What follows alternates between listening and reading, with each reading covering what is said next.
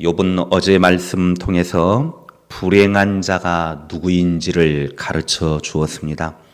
입술로 불의와 거짓을 말하며 하나님을 향한 순전한 신앙을 갖지 못하고 자기 스스로에게 부끄러울 것이 많은 사람이라고 그렇게 지적을 했습니다. 오늘 본문의 말씀은 그런 악인들, 불행한 자가 당할 환난이 무엇인지 말해주고 있습니다.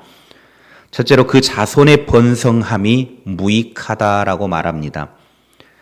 13절 14절에 악인들에게 하나님으로부터 받을 몫이 있는데 하나님으로부터 받을 악인들의 몫은 그 자식들을 많이 두기는 하지만 그 많은 자식들이 전쟁에서 칼에 쓰러질 것이고 그 자식들이 먹을 것 하나 변변치 못하게 될 것이라고 말하고 있습니다. 결국 악인들의 후손은 재앙이 임할 것이라고 하는 말입니다. 악인이 아무리 떵떵거리고 살았다 할지라도 하나님 앞에 섰을 때는 최후의 심판의 순간까지는 피해갈 수 없게 되더라고 하는 것입니다.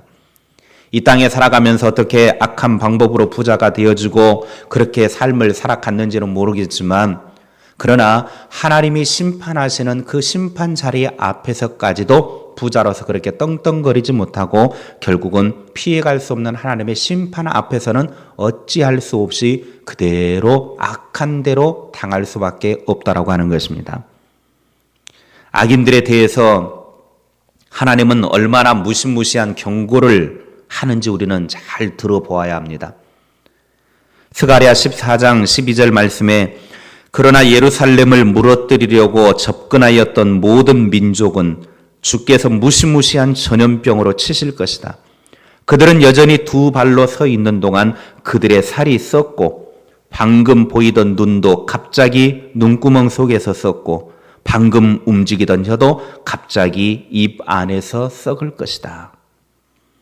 하나님을 무시하고 악한 삶을 살았던 사람들에게 하나님은 이런 엄청난 경고를 하고 있습니다.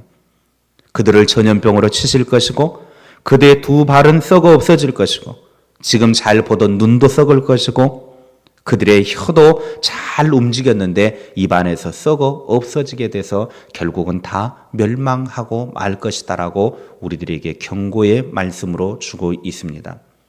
그러므로 악인들은 아무리 떵떵거리고 산다 할지라도 그 악인들의 잘되어짐은 영원토록 잘되어지는 것이 아니라고 하는 것을 우리들에게 경고의 말씀으로 주고 있는 것입니다. 둘째로 재물이 도움이 되지 못한다라고 말합니다. 15절부터 19절을 통해서 악인들이 그렇게도 좋지 못한 방법으로 모았던 재물이 많이 있어도 그들이 심판을 당할 때 그 많은 재물들이 아무런 영향력을 끼치지 못하게 된다고 욥은 말하고 있습니다. 오히려 그들이 쌓아놓은 것, 그렇게 갖고 있는 것을 착하게 사는 사람들이 입고 재물을 나누어 갖게 된다라고 말하고 있습니다. 그들의 호화스러운 집은 거미집같이 되고 그 많던 재산도 눈 뜨고 나면 다 사라지고 말 것이라고 경고하고 있습니다. 불의한 재물을 가진 사람들에게는 이런 엄청난 심판이 기다리고 있습니다. 그래서 바울 사도는 디모데에게 디모데전서 6장 17절에 말하기를 네가 이 세대에서 부한 자들을 명하여 마음을 높이지 말고 정함이 없는 재물에 소망을 두지 말고 오직 우리에게 모든 것을 후히 주사 누리게 하시는 하나님께 두며라고 강조하고 있습니다.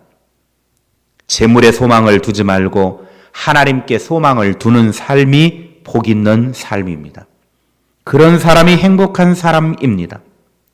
그런데 이 시대에는 하나님께 소망을 두기보다는 복이 되지 못하는 재물에 소망을 두고 살아가다가 재물과 함께 하나님을 잃어버리는 어리석은 사람이 너무 많습니다. 우리가 불렀던 찬송가 522장 3절 가사처럼 재물만 취하다 세상 물질 불탈 때에 너도 타겠구나. 이 경고의 소리를 들을 줄 알아야 합니다. 재물만 취하다 재물과 함께 사라지는 그런 어리석은 자가 되지 말아야 합니다. 셋째로, 많은 사람들에게 수치를 당하게 된다라고 말합니다. 22절, 23절에 악인들은 불어닥치는 바람을 피하여 몸부림치지만 오히려 심판의 바람은 더욱 거세게 불어닥치게 될 것이고, 악인들이 마구 날릴 때 그것을 바라보는 사람들이 손뼉을 치며 비웃게 될 것이라고 말하고 있습니다.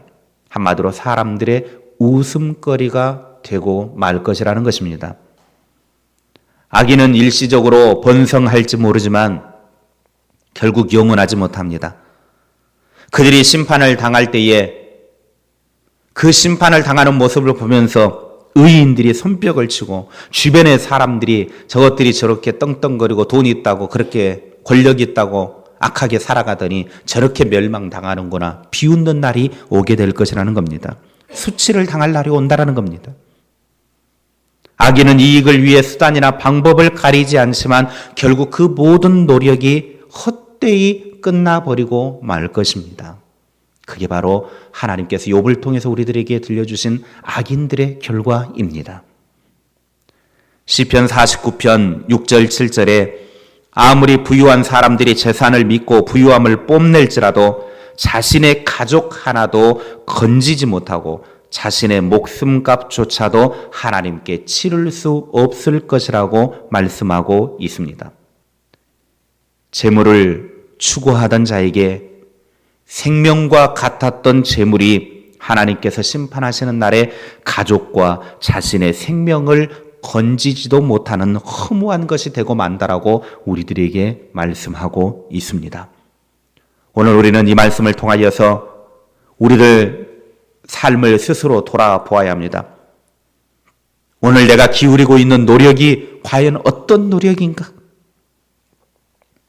세상 재물을 모으기 위해서 노력하고 있는가? 성도라고 하면 무슨 일을 하든지 다 주를 위해 해야 할 것입니다.